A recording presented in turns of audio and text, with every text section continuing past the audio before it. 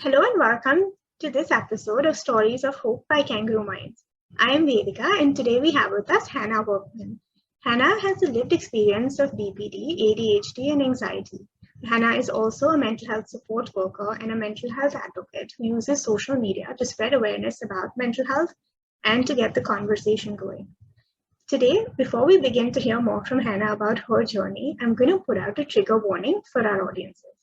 If at any point during this episode, should you find yourself feeling triggered or distressed, we urge you to please take a step back and look after yourself. Should you need any additional support resources, you can also find them on our website. And now, without taking more time, I'm going to hand over to Hannah. Hannah, welcome to the episode, and I'm really looking forward to hearing more from you about your experiences and your journey. Thank you for having me. It really means a lot, and I'm looking forward to sharing, hopefully, to other people about my journey, and hoping it will help others. I think, as you said, and as we also spoke about earlier, was that the whole point of having stories of hope is that it helps people to feel less alone in what they're going through. So I think that's the aim today to, have you, and I know you've been such a huge advocate. You always shared your story online as well.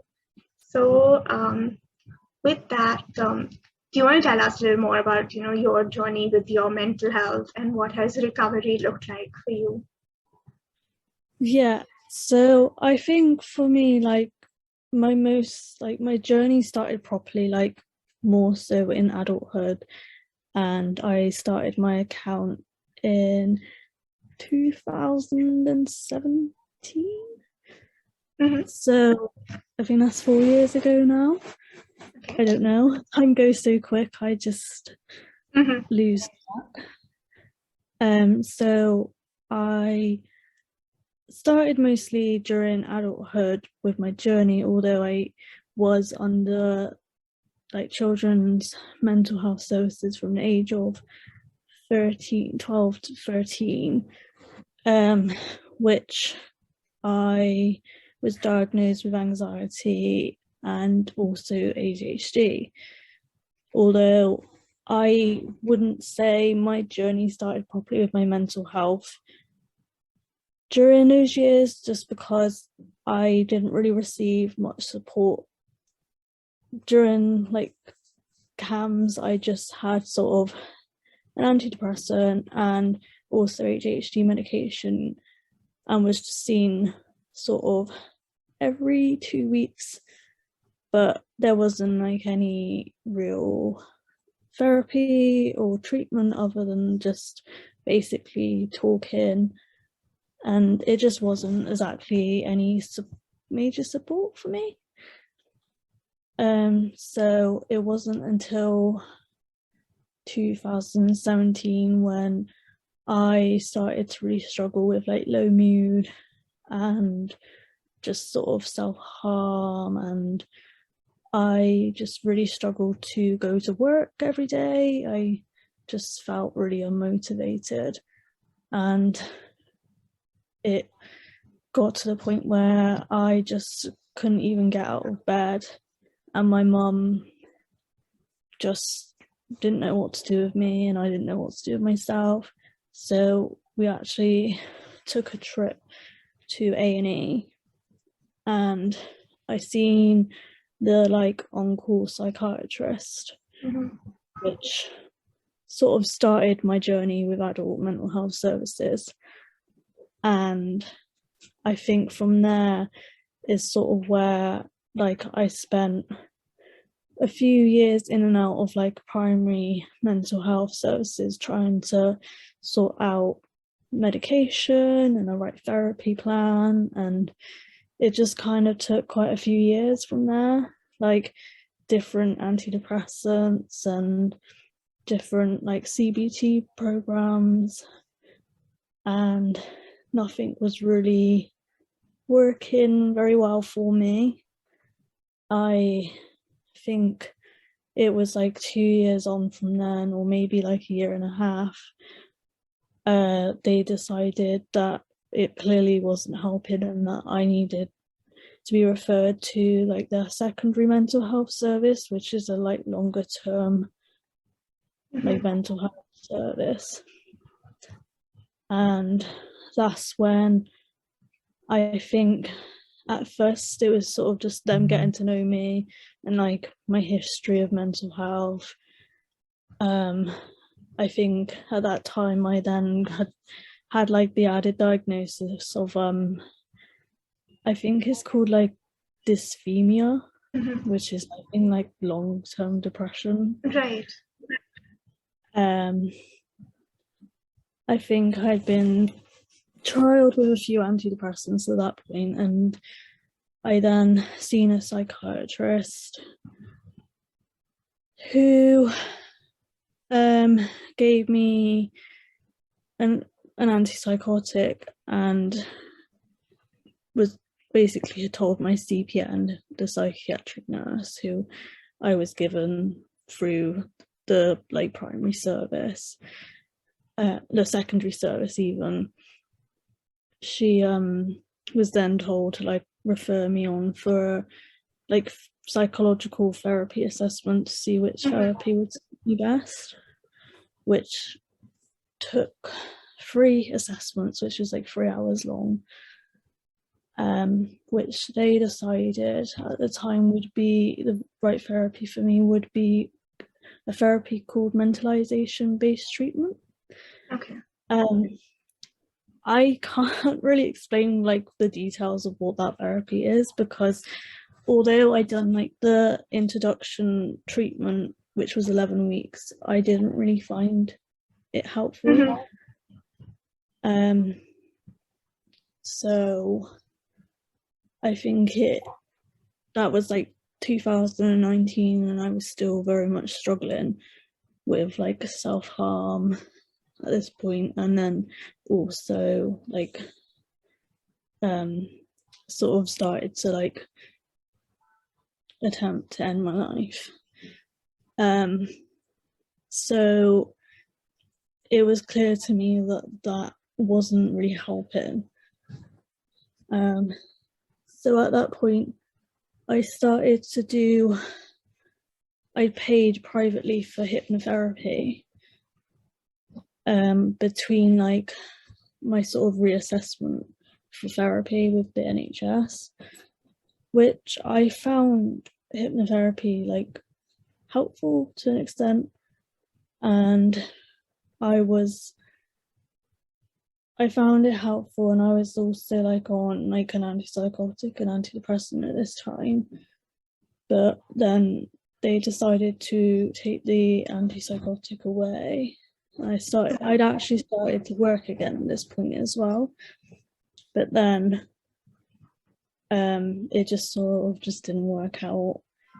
And I think this is like one of the things which is why I then realized I struggled with perfectionism a lot, because I always started to put on like a lot of pressure on myself to like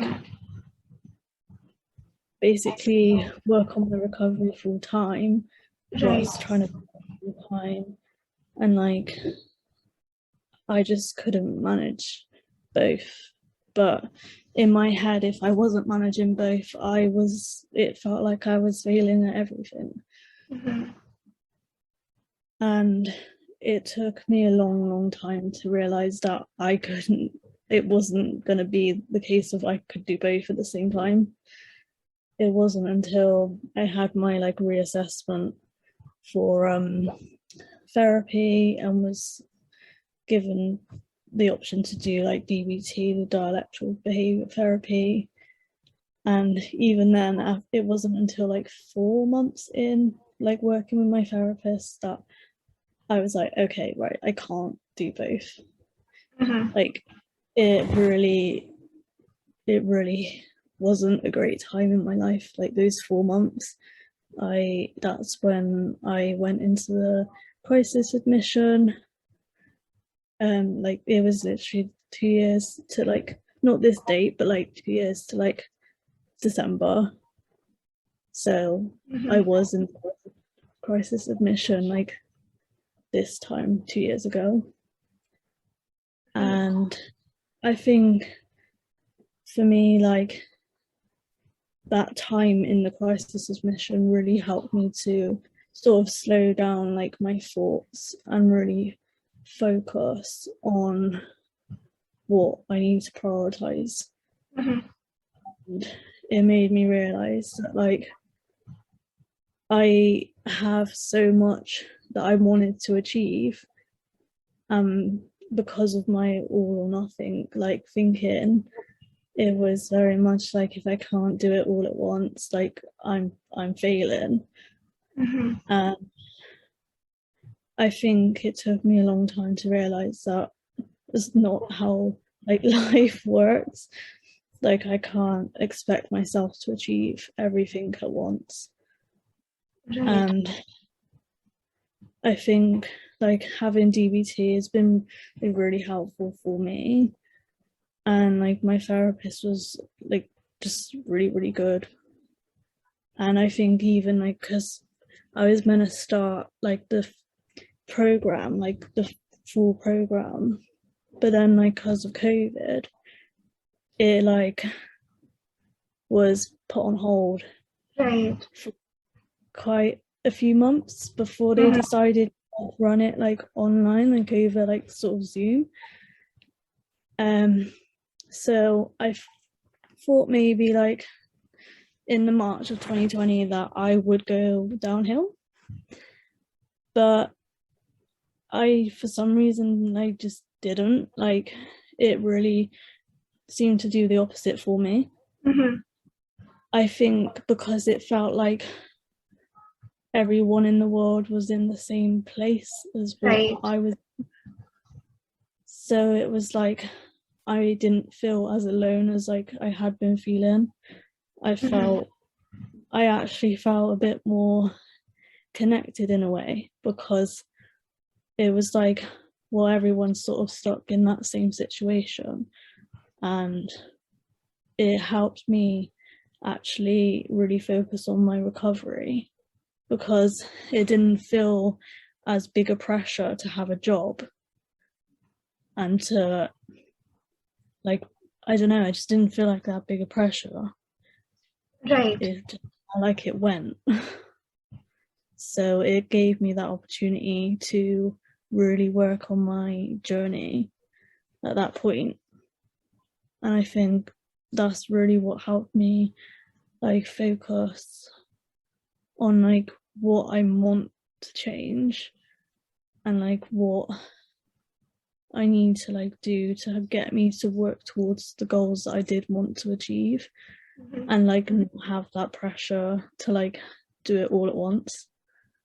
So if anything, like, yeah, I think the pandemic has obviously been awful, but at the same time it has been really helpful to me to have that time to just really like, everything's been sort of slowed down, so I've had like less pressure on my brain, sort of thing, to really like focus and not feel like others are pressure. Like Mm-hmm. it's weird, but I have that I feel like everyone's like pressuring me, but Yeah. there's no pressure from anyone except for me. Mm-hmm. And I think that's why like it made me realize like, I don't know, I think it made me realize like that's why I wanted to sort of, because once I'd had like that less pressure and I could worked on my emotions a lot better, and like had been obviously in my therapy program for a year by this point,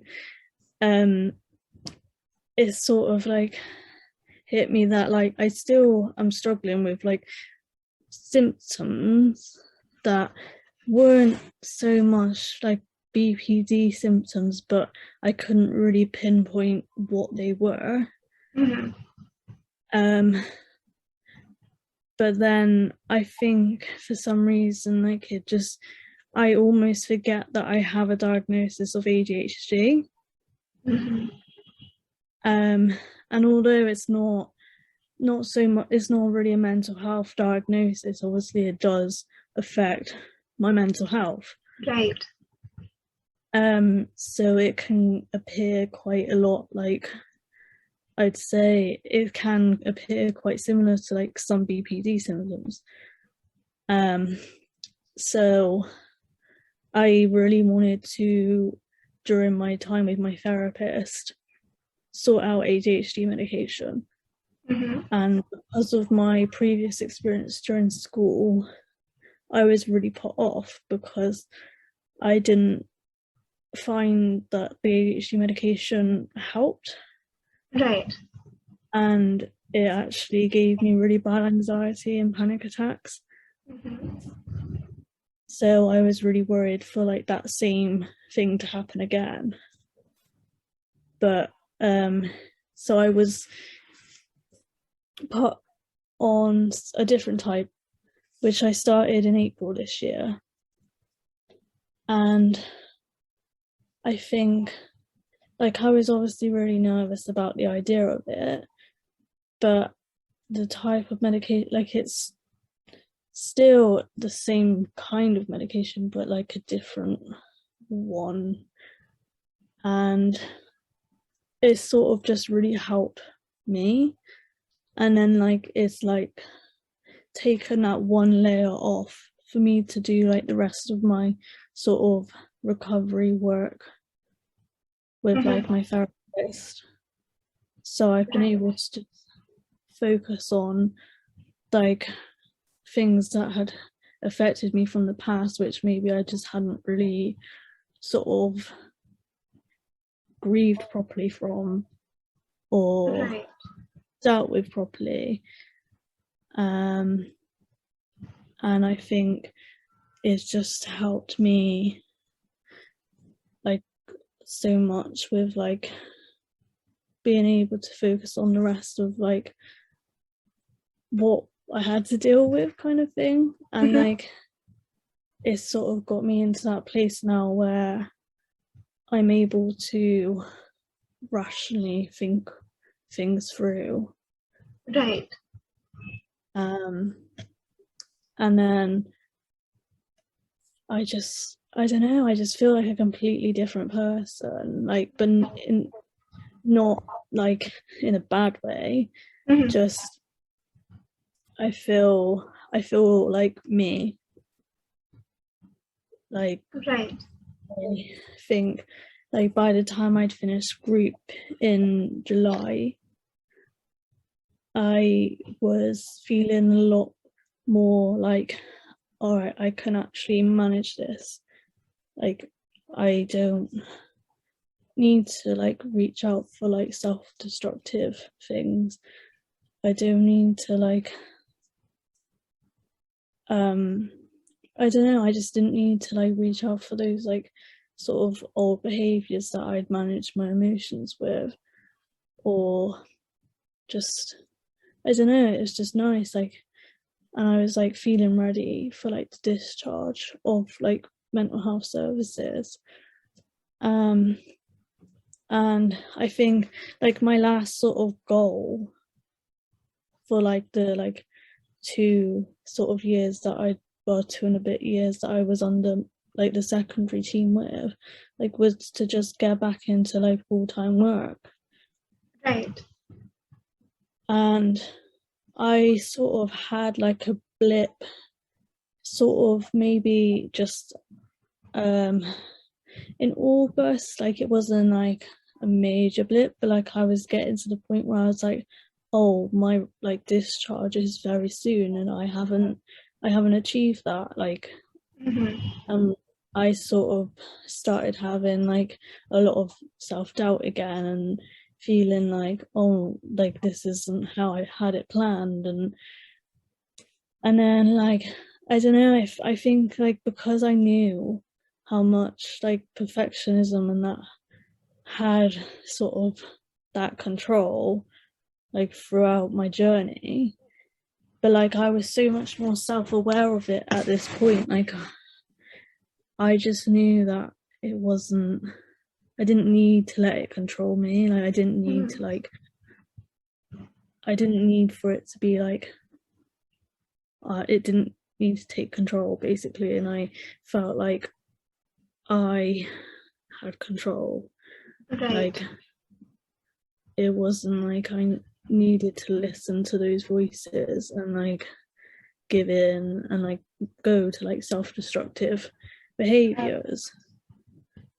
But I think like, yeah, my goal was to go back to work, and I did take on a traineeship, I think towards the end, like July, August time. And I think it did bring up quite a bit of anxiety because I hadn't worked properly for like I think it was coming up to 3 years. And I was thinking, oh, I don't know how I'm going to cope. But I think I just forget that I've learned so much during like my time in DBT that like I always have that initial, I'm not going to cope. But because of like everything I've learned and like that I do cope, but it's like putting myself in that situation first and like seeing for myself that I can actually cope with that. Whereas like before I wouldn't have coped. But now like I've been working for 3 months, and if I like thought about that two years ago, even a year ago, I just would have been like, no, like that's not possible.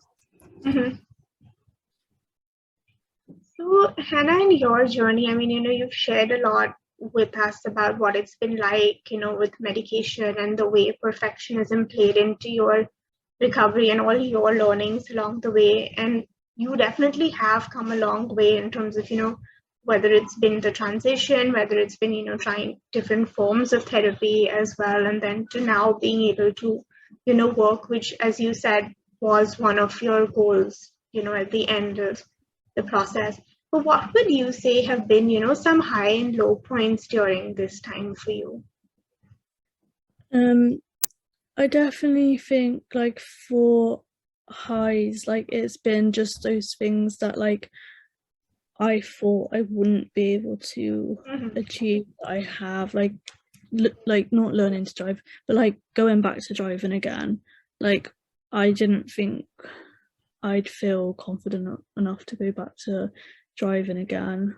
But that was like something that I'm really proud of. I think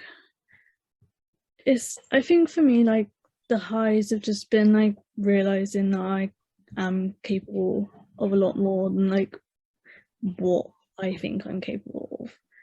Right. I'd say like for me the lows have been obviously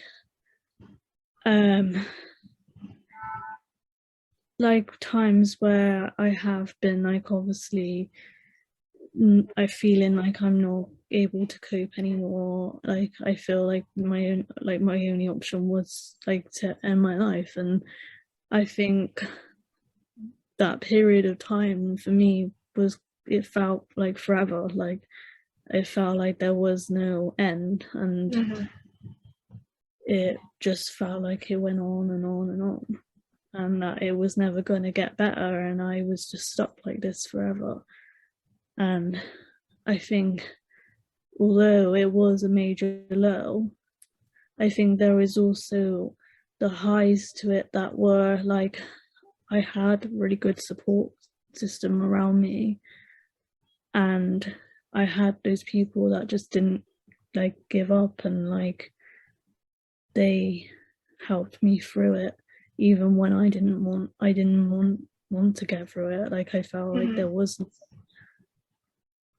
but like I think like the high now is like where I am now. Like it's still like not really settled in my mind that like I've actually got to the point where I am. So, another thing, as you said, was, like you got through it and you had a lot of support from people around you. So can you tell us, a few things that, which people might have said to you, which were both, helpful as well as sometimes not helpful? Because when it comes to supporting someone with a mental health condition, very often people don't know what to say or what to do. And either they may avoid the entire conversation altogether, or sometimes they may say things which really don't come out right. So if you could tell us a little bit about that. I think like definitely it's like not to avoid like the conversations and just to be open and like even like it doesn't even have to be like saying like the right thing as such, but like I think just being able to like listen to that person and like sort of just being mindful that they're obviously having a really hard time, and just to like be that listening support and just saying like I'm here to be like your support, and just sort of like not like just empathizing with it, like trying to like think about how like you'd feel in that situation, and just sort of being like I can totally understand like why you're feeling the way you're feeling kind of thing, and like seeing if there's anything you can do to like support that person. I think what doesn't help personally, like from like what I've had in the past, is just being like, oh well, it's all right, like you'll feel okay like in a few days or like in a few hours, because like yeah, I might do, but right now like in this moment I don't.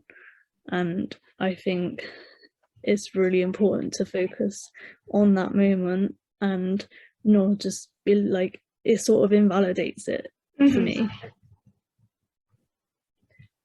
I think another thing has been that, you've used social media as well to spread awareness and to, have the conversations around how you're feeling and how you're doing. So how do you think like, your experiences have shaped your work as a mental health support worker, as well as all the advocacy that you do?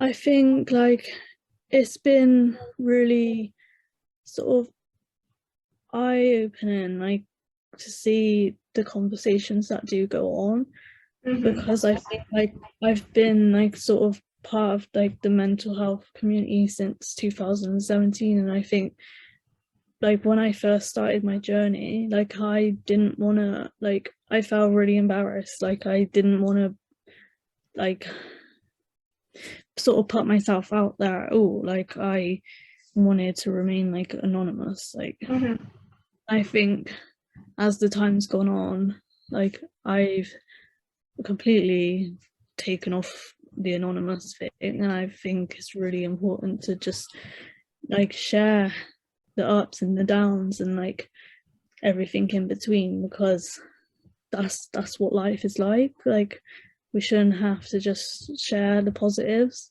And I think that's what's really helped me, is seeing other people share like the ups and downs and like everything in between, because it shouldn't just be like all the ups, because it's not, that's not how it is.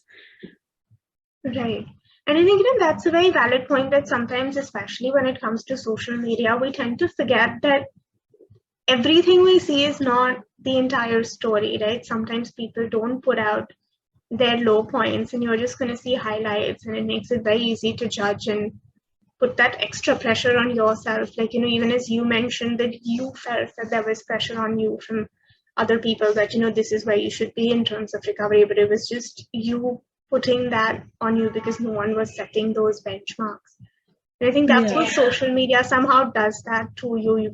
We tend to get very caught up when we just see that people are doing just fine, and why are we not doing well? Yeah, exactly. I think definitely that social media does add to that perfectionism, because it's like a lot of people do just share like all the good parts of life, and then it adds to like, boy, it definitely added to my perfectionism that, oh, why is it they can do all this, but then I can't? And I think somewhere, as you said, it not just adds to perfectionism in terms of how you're feeling and you putting that on you, but sometimes others around us also start to feel that, hey, look, here is so and so dealing with the same problems, and if they can do it, why can't you? So it sort of sets up for some amount of stigma, and as well as these false beliefs in terms of how people would be functioning. Yeah, definitely. But what would be something, for instance, that you would say that you now know that you wish you had known earlier? I think for me, like, the main thing is that, like, I can, like, there is like the opportunity to like get through the bad times, even when it feels like it won't ever pass. But like, I think as well, for me, it's like knowing like how many other people do have their struggles but maybe aren't showing it online, Right. because I think it just helped me feel so much less alone, because it felt like, for me, at the beginning of my journey especially, I felt very alone. I felt like there was hardly anyone who struggled with their mental health and had mental illness. And I think it wasn't until, like, obviously I joined the mental health community,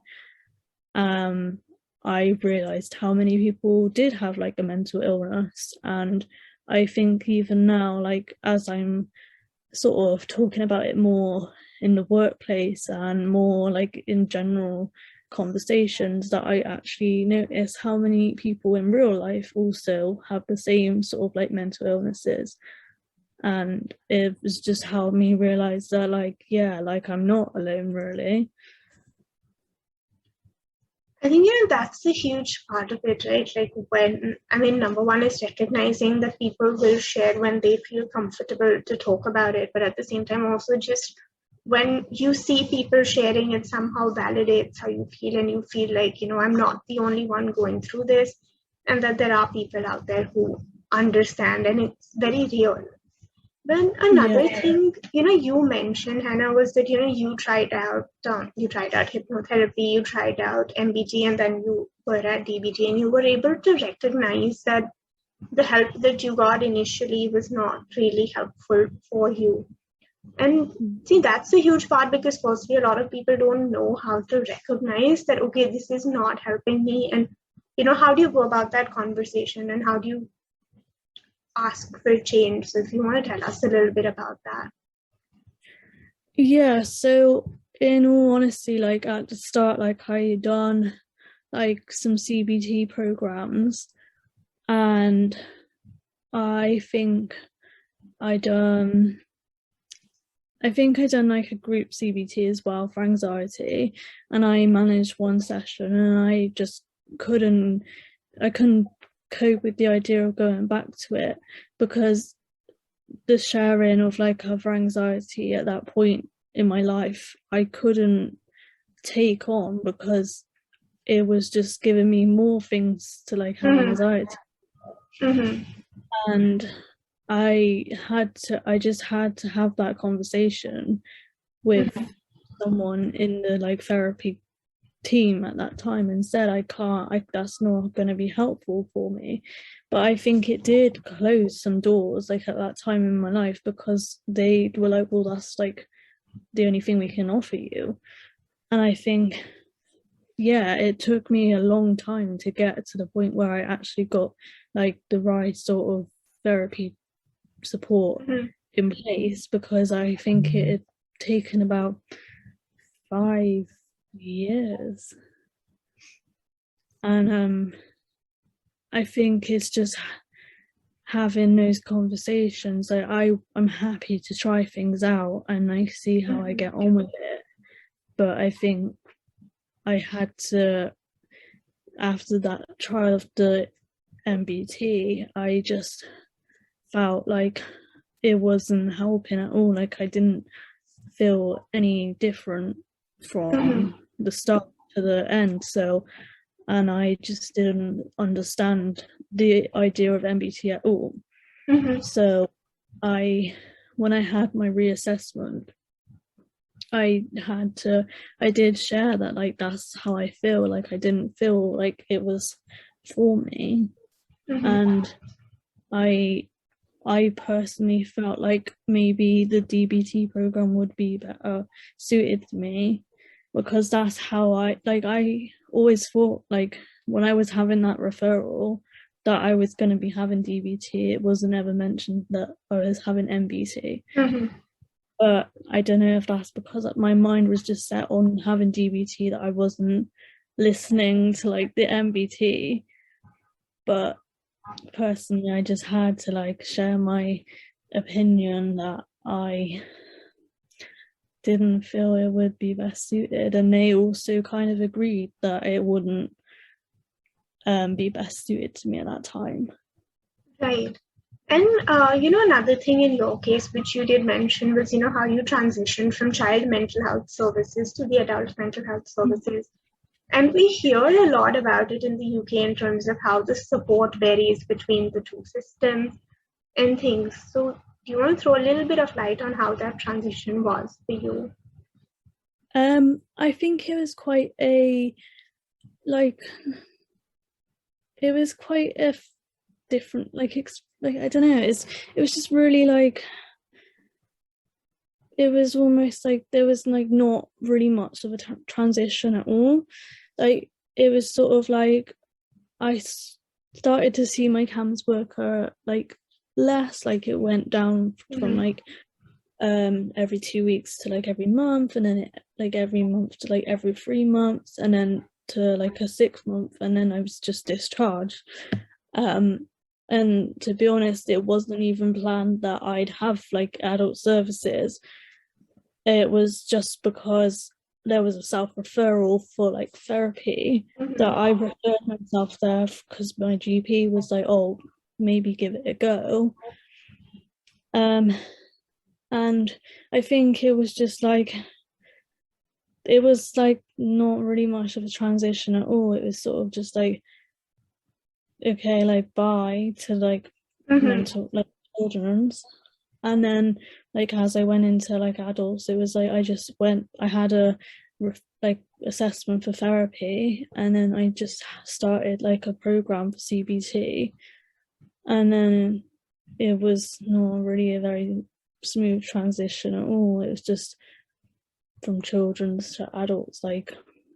And I think there should be a more transitional period, like something in between, because I'd been under CAMHS for like 3 years, and then just basically having like hardly any support for like 2 years, but like just the CBT programs.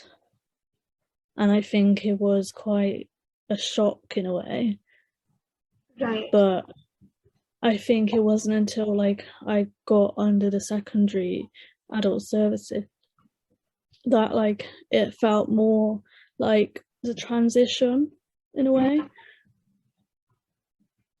Whereas like that in-between period was just really like up and down, like I was just being passed around to different people all the time. Like I don't even know how many like professionals I seen in that period, because there was just so many. Right. I think, Hannah, you've come such a long way in your journey, right from the time you were at CAMHS to like now, and being a mental health support worker as well. And I'm sure like a lot of people watching this will definitely draw a lot of inspiration from, what you shared and all the learnings that you shared. But what would be, let's say, some parting advice that, you would like to give anyone who's watching this or listening to this who might be having a hard time with their mental health right now? I think like definitely just to like take each day as it comes. Like don't think about what you're going to be doing like in a week's time, a month's time, a year's time. Like I think just take each day as it comes, focus on like what you're planning on doing that day, even if it is just literally surviving. And I think things fall together when they're meant to. Like there's no rush for things to like be like what you would class as like your sort of ideal life. Mm-hmm. No, thank you for that, and thank you so much, Hannah, for taking out so much time and joining us today and sharing with us so many things that I'm sure will really make our viewers like relook at the way they look at mental health, but at the same time feel less alone in what they're going through. And lastly, for anyone who is watching or listening to this today, if you're having a hard time with your mental health, just know that there is help out there and things do get better. So please look after yourself. And till next time, please stay well and stay healthy. Thank you.